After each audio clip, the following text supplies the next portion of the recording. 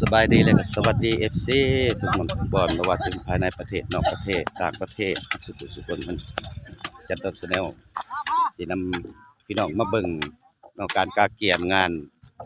สปานิกิจศพของยาปูเกียงนันทเศรษฐ์เจ้าธิการวัดบ้านห้วยม่วง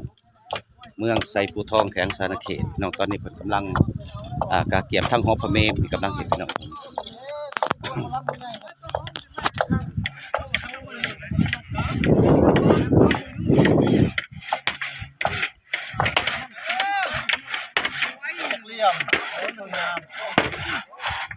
แม่นยังมันยาวโพดบ่นี่บ่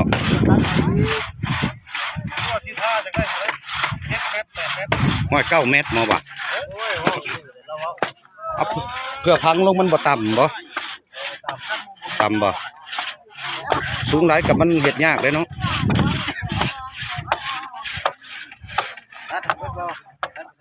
ทางฐานเลขาห้องเลขาเพิ่นเป็นลงมือเองสมเป็นการนำเลยพี่น้องเอ้ย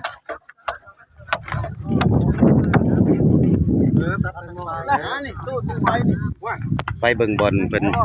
กำลังห่างบอลนี่เห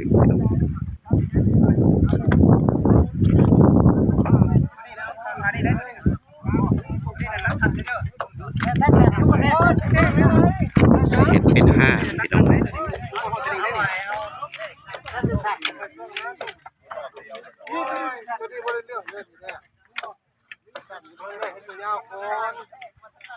ยังไม่พอถึงบ่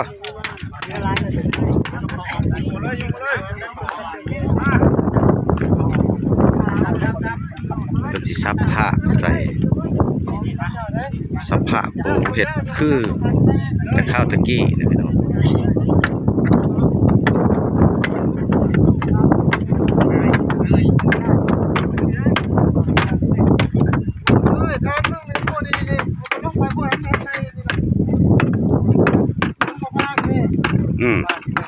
ยาโพดบอก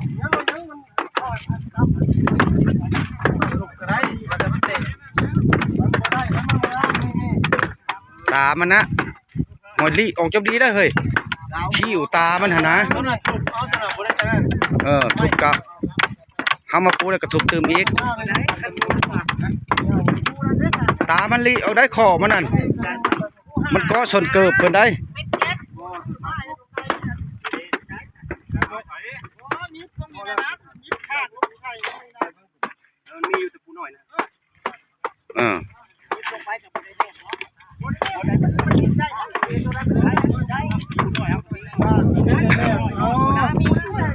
เอา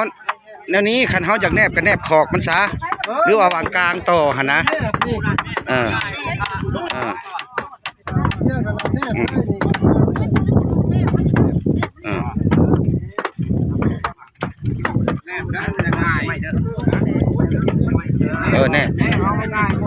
แนบเอาก็ดีคือกันละเอียดกว่ากัน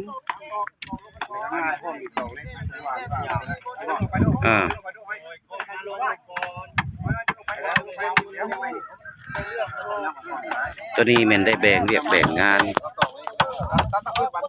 แบ่งเรียกแบ่งงานกับตัวนี้พวกเห็ดภายนอกพวกเห็ดภายใน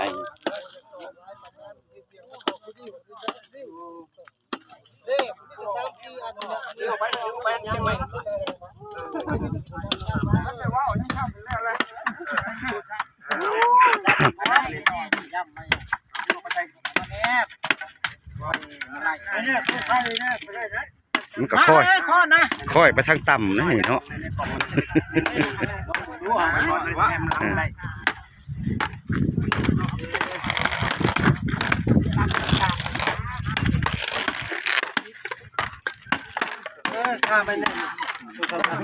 พ่ออยู่ที่ไม้เฮา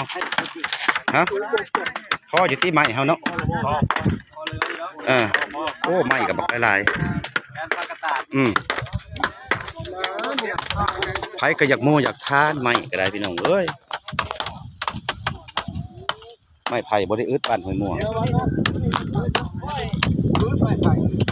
ไม้ไผ่บ่ได้อึดทุกคนเราต้องเขาจะจุดโอ้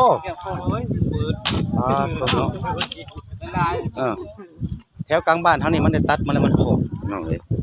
ก็ไผ่น้ำกลางบ้านคือว่าได้ตัด มีแต่ปลูกไปตามไร่ตามนาเลยก็ไผ่กันเลย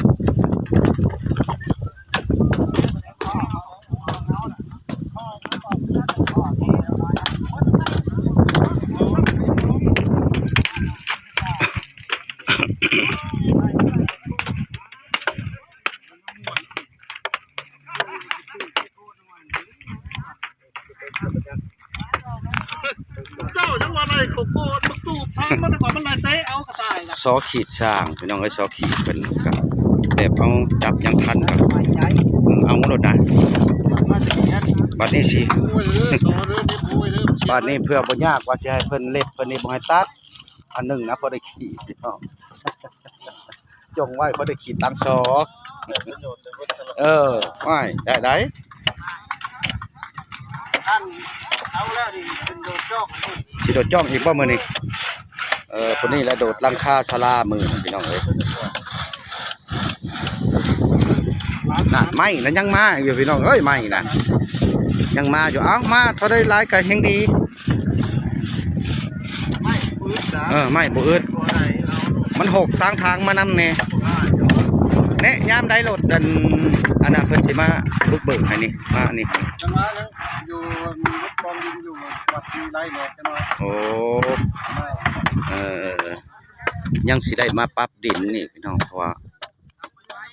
ตะกี้มันกระโปกแล้วมีโปกใหม่กระ ไม่ เกาะ ผมไม่สนามบอล โอ้ผู้เนาะโอ้ตัวนั้นแมนบอลเมียนรถเมียนล่างแน่กะเดินตัวนี้กะใครแต่ว่าเดินตัวนี้ก็กว้างคักก็ได้เดินตัวนี้กะเห็นได้มันสิแปลนหูแปลนตาเฮาคันบ่มีงานอันนี้กกไม้กกอันนี้ในนี่ก็สิใหญ่ขึ้นนี่บ่มีผู้ตัดเอาแล้วยังข้างวัดทางพุ่นอีกนี่อันนั้นเด้อพ่อบ้านเลยเฮ้ยบ่อนอันกกม่วงเท่านั้นแหละรถเพิ่นไปเทยอันนั้นเด้อันนั้นกองอันนั้นนะกองยังหามางออกไปเด้ในแคมป์มันเด้เทยออกพอได้หล่นบ่รถเขาอีกได้หันก็ได้บ่อนเฮาเอาเก็บขยะอันสิเฮาตะกี้ได้ออกไปนะ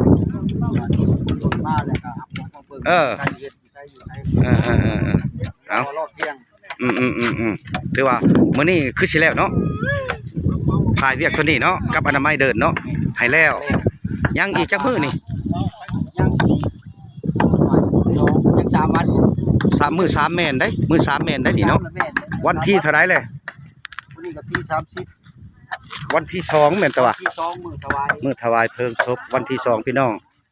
FC เฮาที่อยู่ใกล้อยู่ไกลหากว่าผู้ใดอยากมาร่วมบุญร่วมกุศลนำกะเชิญเด้อนี่ทางฐานเลขาเอาสิมอบให้ทางฐานเลขาเพิ่นเลยมอบเป็นเรื่องนี้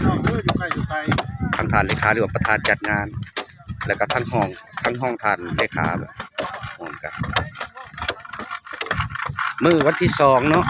แม่นตอนจักโมงเคลื่อนศพนี่แล้วแม่นแห่สรีระสังขารเจ้าหลังจากนั้นก็เคลื่อนศพออกมาสู่กองประเพณีเจ้า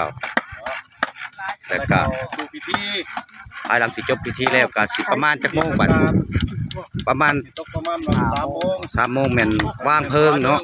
โดยเอาพี่น้องตามนี้เด้อพี่น้องเด้อสำหรับเวลาเพิ่นสิวางเพลิงก็ตามนี้แหละคือว่าทางท่านเลขาเพิ่นก็ได้ว่าเมื่อกี้นี้หากว่าผู้ใดมีเวลาเนาะอยากมาร่วมในงานก็เชิญได้เด้อพี่น้องเด้อเพิ่งมีการโดดจ้องอีกมีการโดดจ้องเป็นผู้เคยโดดนี่ครับเอาสำหรับคลิปนี้ก็ทางจัดต้น Channel ก็สิ